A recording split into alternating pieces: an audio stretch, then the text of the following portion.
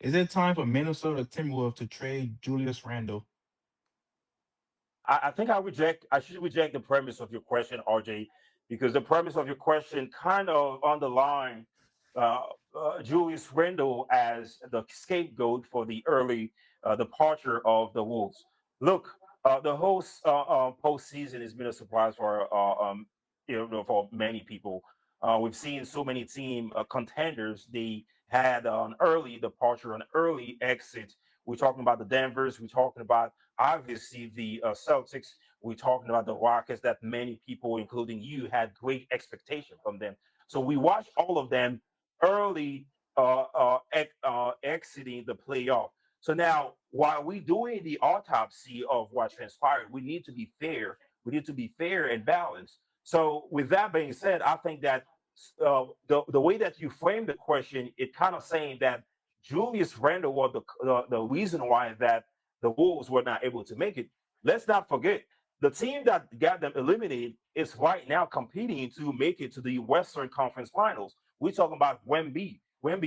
We're talking about Wembyama. We're talking Yeah. about arguably the best player in the league. We're talking about the most dominant player in the league. We're talking about the best two-way player in the league. We know what he represents offensively.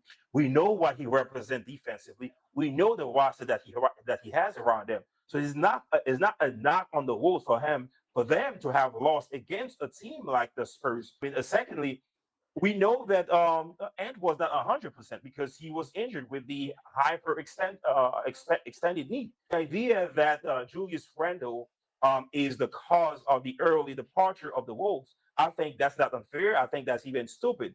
I don't think they should walk away from him because when you're looking at him, he still has what we call the physicality. He still can somewhat how shoot the threes. He's still a great rebounder. So he's still a second scorer for the team. I don't know why should the Wolves walk away from him because he was not the reason why that they lost.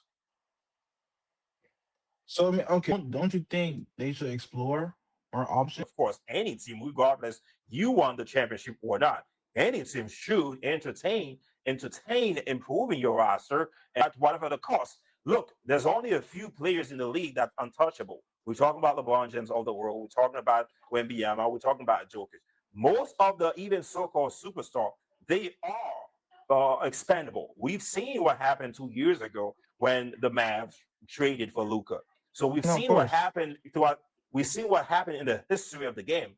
Even great players, they are expendable. So that's a different question. But now, if you're trying to target Julius Randle as the culprit for the early departure of the Wolves from the playoff, that's not unfair. That's not fair at all. And it's stupid and it's even dangerous because if you're looking at the league right now, the idea of the super team is something of the past right now.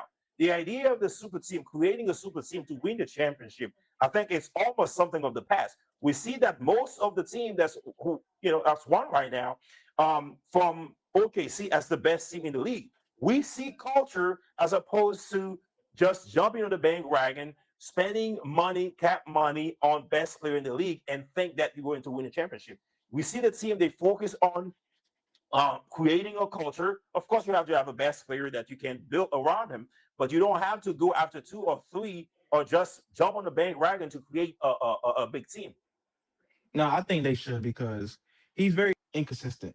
Very inconsistent. I'm not sitting there telling you that defending Julius Randle as the top 5 or 15 players of the league. What I'm saying as a second guy, as a guy that is that physical, as a guy that can shoot the three, as a guy with character, I think that it's worth keeping him, especially in the time in the league where culture. This is what matters the most. It's not about jumping on the bandwagon, trying to create a super team.